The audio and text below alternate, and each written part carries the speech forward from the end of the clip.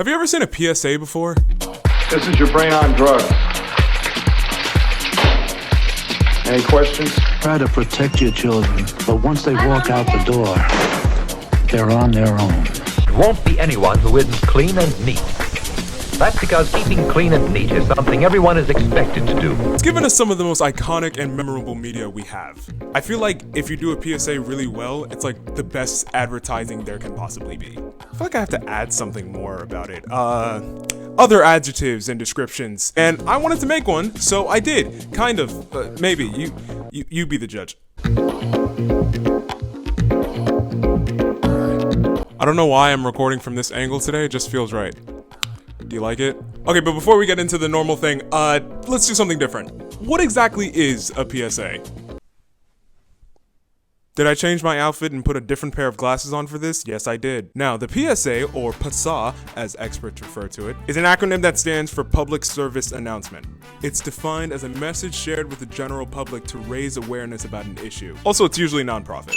Some of the earliest examples and my personal favorites come from World War II. Uncle Sam, Rosie the Riveter, This Drowning Dude are all meant to inspire or instill some sort of patriotic action or emotion. Some people prefer to call this propaganda, and they'd be right, but they're still cool, I think. But then America dropped the sun on Japan twice and the war ended.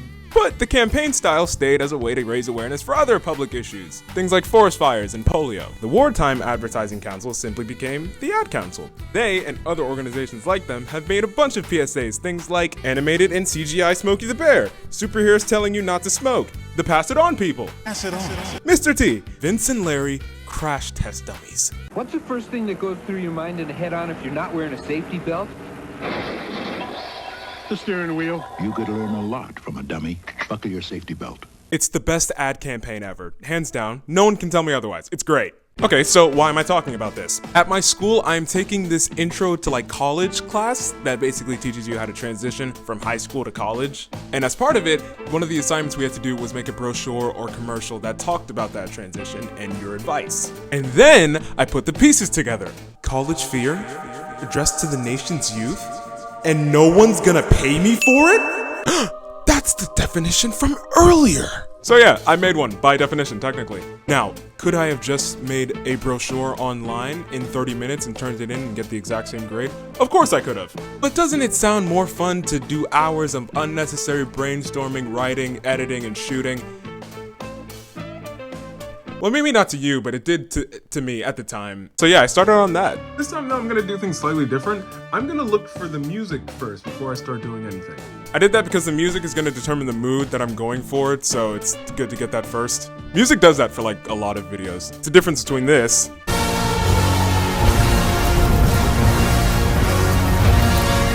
and this.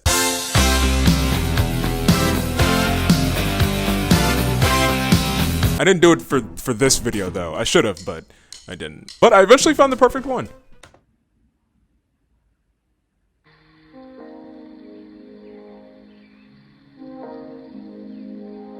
It's a bit calmer than I was expecting, but I think that I can work with that. So I guess the mood I'm going for is just, this may be stressful, but we'll get through it. I think that works. Now, I went with this for more or less one reason and one reason alone. Keep it short. I was with some friends and we were talking about a separate friend, and we were like, oh yeah, he's kind of loud, you know, in your face, you know, you might not get all of his jokes, but he's that type of like, what's another adjectives? They're really escaping me today. Cantankerous is... Would that describe what I'm going for? Another friend walks by, having heard only a little bit of it, and was like, oh, what are we talking about, your videos? You know, if you wanted to tell me that you hated me, I don't know why you couldn't just spit in my face like a normal person. So I'm challenging myself to go for a different mood than I usually would. Not funny, we're gonna keep it a little bit somber, you know? Down to earth. I was not trying to be loud, and yet I was. So after I finished my script, I grabbed my tripod and all my other stuff, got my helmet, and then biked my way to my old high school. Here's the thing.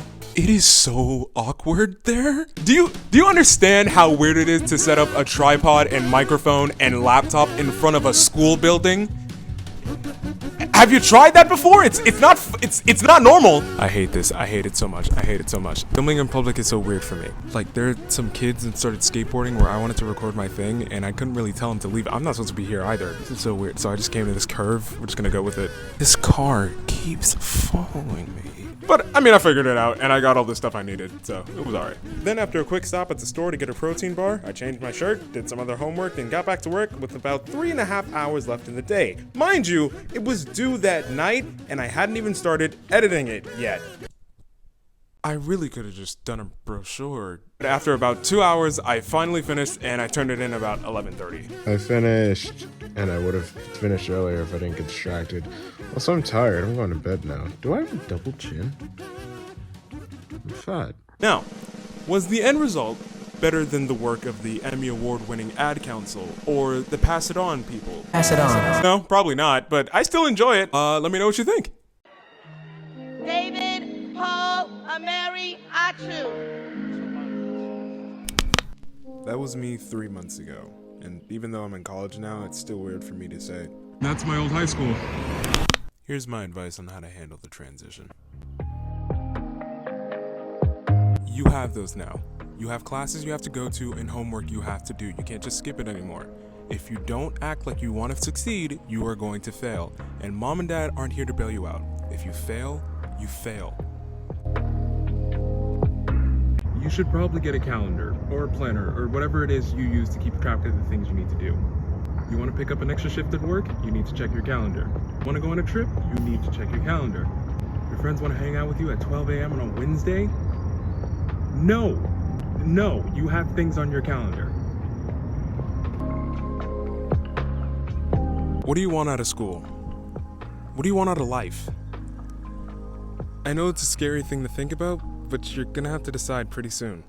And that doesn't mean everything has to be permanent, but you need to decide what you want to do for the time being.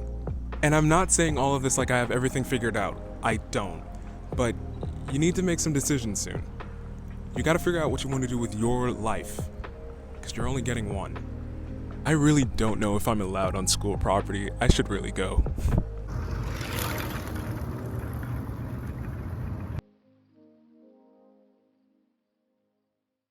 If you like the video, then like the video and subscribe because please. And I will see you at some point, presumably.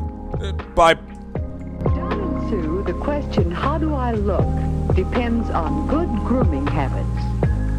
Health, posture. I'm not going anywhere. I still have to hit stop recording.